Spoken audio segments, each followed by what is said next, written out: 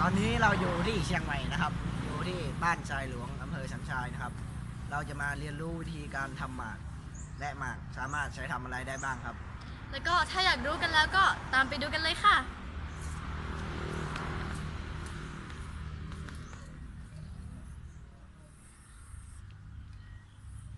นี่นะครับมาก่อน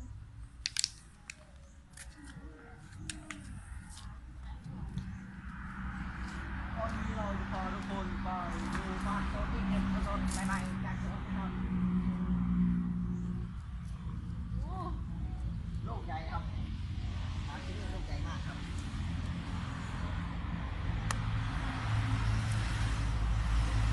โอ้ยหนักนี่ครับนี่คือหมากที่เก็บมาจากสวนครับหน้าตาจะเป็นอย่างนี้สวัสดีค่ะคือว่าวันนี้พวกหนูอยากจะมาสอบถามเรื่องเกี่ยวกับหมากค่ะว่าหมากนี้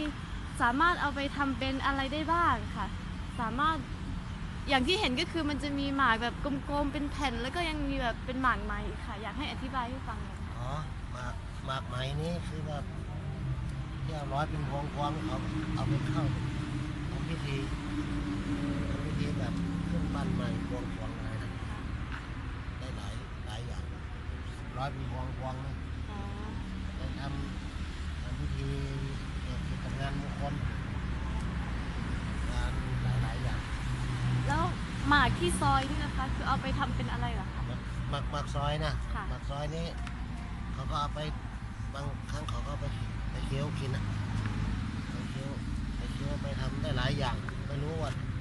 เอาไปแปรสภาพได้หลายอย่าง มันมีประโยชน์อะไรบ้างคะหมากอันนี้สามารถเห็นว่าสามารถแก้โรคอะไรนี้ได้ใช่ไหม ได้แก้โรคแก้ไอแก้อะไรถ้าเวลาเราจะไอนะแล้วก็หมากนุ่มๆนะหมากนุ่มๆแบบเอาเปลือกออกแล้วเคี้ยวในบางครั้งเขาก็เอามาแห้งนะอมทำให้เย็นให้มันระคายคอ และอันนี้ก็เป็นหมากที่ซอยแล้วนะคะเอามาตากแดดค่ะหลังจากลมควันไปแล้วค่ะสีจะได้สวยอันนี้เอาเคี้ยวได้เลยนะครับลองนะปาดนิดนึง